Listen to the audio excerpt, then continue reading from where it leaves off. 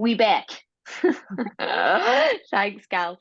Okay, so question. You were talking about victim mode. So for somebody who, firstly, I feel like people sometimes don't even know they're in victim mode. So can Mhm. you maybe share a way to catch yourself within victim mode? And maybe I always like to leave the podcast with the guests like three top tips type thing. So maybe how Mhm. you can catch yourself in victim mode and maybe three ways or three top tips on how to switch from victim mode to a more abundant mindset. Mhm. So I explain it with like why me and then try me. So I used to be a why me-er, why me? And then I managed to get for the fixed mindset of why me to an abundant mindset of try me, because ultimately I think it's having a belief system is the first thing, that I am not a victim in my circumstances. I just wouldn't allow that, because if I'm saying I'm a victim in my circumstance, then I'm completely controlled by that which is not me. So that doesn't make any sense to me, right? So I would much rather just realize that I think it's learning how powerful you actually are. Like, you have so much power, like in control over your thoughts, your brain, what happens, what you let in, what you do with it, than you could ever possibly dream or imagine of. So I think if you knew the power of your mind, so I would learn about your brain, because then you can influence your story, change the narrative to a more supportive story to feed it in. Why? Because your brain learns through repetition. It doesn't learn through true or false. It doesn't learn through good or bad, right or wrong. So whatever you feed it is being accepted. I am a loser. Why is this happening to me? I'm powerful. I can change this. I'm not a victim of my circumstance. Both stories are going in, right? So which one am I going to choose? I'm not going to sit here in my pity party, expecting it to get better. Now I know people have had horrific things happen. I'm not poo-pooing anybody's story or emotions or experiences. 100% not. I'm actually saying it so that they're like, yes, actually, like, I can make a change here. Yep. So changing your narrative. I used to say I am confident because the books told me to say it, and the YouTube and Jim Bowman, and I had nothing to lose, so I just keep feeding it in. And so my wee voice would go, shut up. No, you're not. You'd be daft if you did road flats. What are you talking about? Who wants you? And she's now called Fearful Francis, by the way. So here's how you Oh, catch Francis. Francis is at the door, ba bang, ba bang, ba bang. But you can't. You're crap. What if you talk a lot of rubbish in this?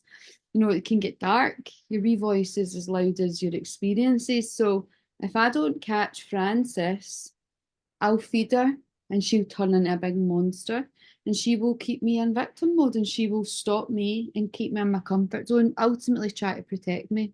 So because I know that's just wee Francis victim mode through Red Road Flats, I I'm disciplined enough, because I'm self-aware, because I practice emotional regulation, to hear it. So because I hear it, I catch it, and I go, Francis, it's fine. We're no 15 anymore. We're good, pal. I've got a wee breathing practice. See if that thing does happen when I go to that big talk. Don't you worry. Here's what we're going to do.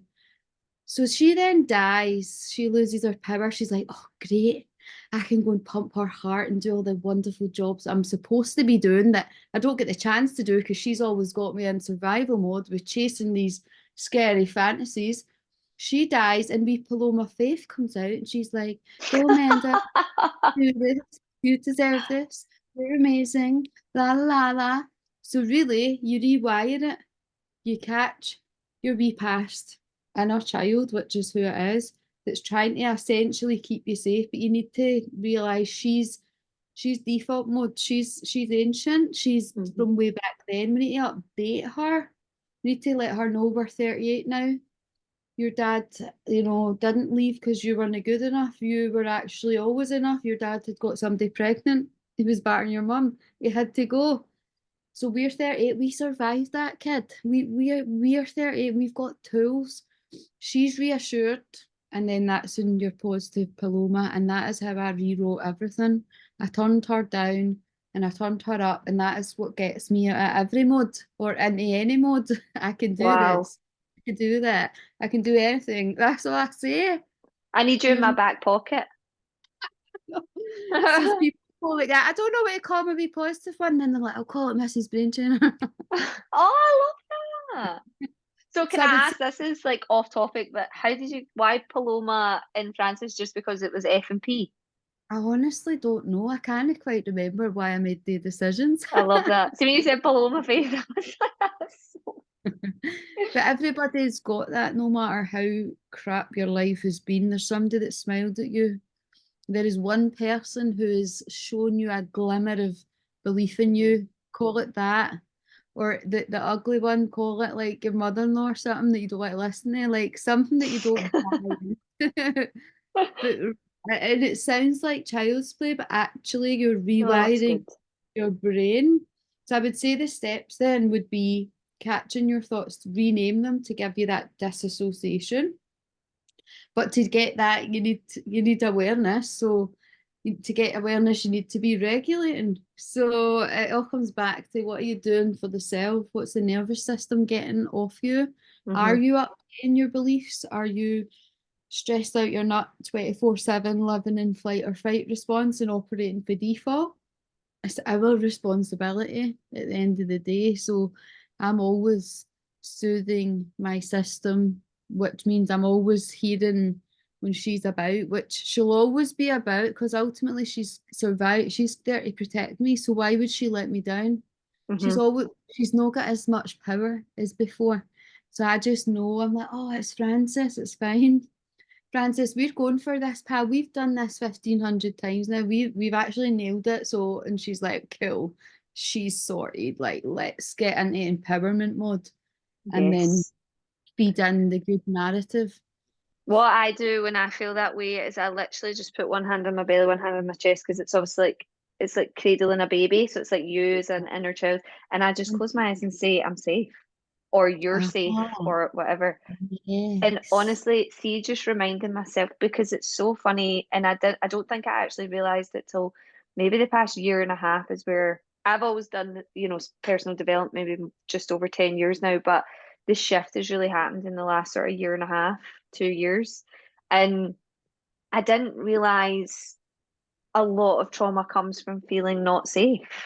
And like Mm. just reminding your nervous system that you're safe. And like you say, you're not back in the past experiences. And again, it is just a protective thing. It's not, they're not trying to sabotage you, but at the same time, just reminding yourself that you're safe. Like you've got this, like everything is okay. In this moment, we're good, we're breathing, we're alive.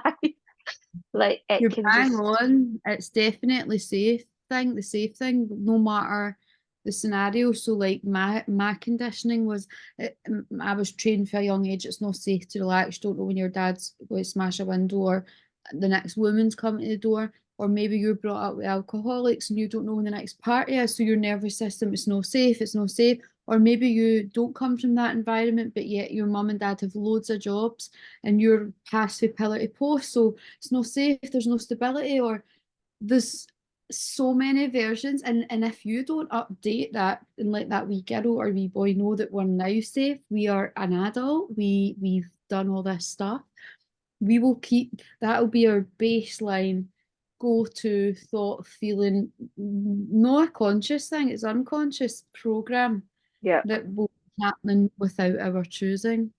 So you're right, where I come from, if I don't tell myself every day I'm calm, I'm safe, all is well in my world, you better believe there's a chance that that wee part of me will try and be louder.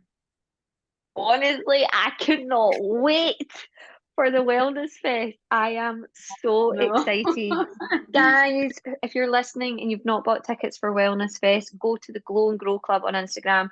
Amanda, Mrs. Brain Trainer, is coming to do an hour-long mind spa session, and it's going to be fun.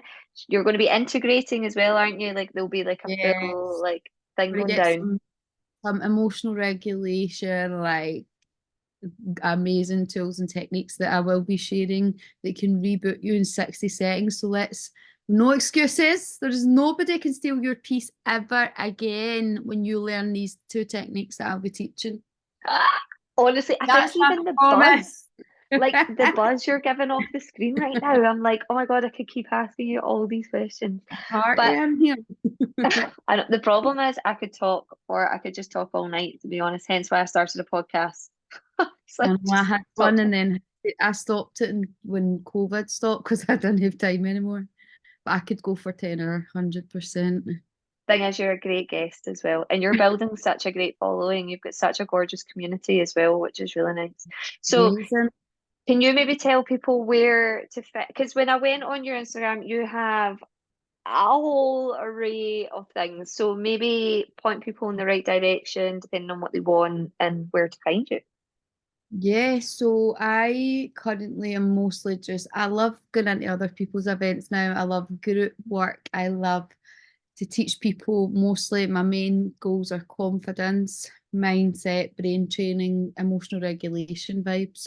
Love. So I've got so much going on, but you'll find me on Instagram. Mostly that's where I'm present. Uh, but yeah, I'm just about to put out a hypnobirthing course though, so it's all we're Ah, moving into mummy and baby stuff as well. So the market's just going to keep going like that. I love that. And does your partner teach yoga? Yes, he is yoga, martial art, breath work.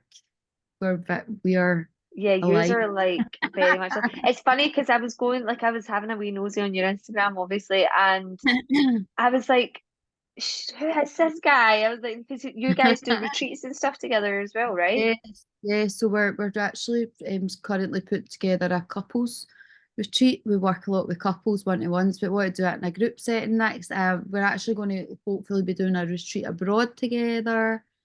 It's all happening. We're going to be homeschooling, home birthing, home everything. Like Holy, I love that. two emotionally regulated parents. I mean, what the hell?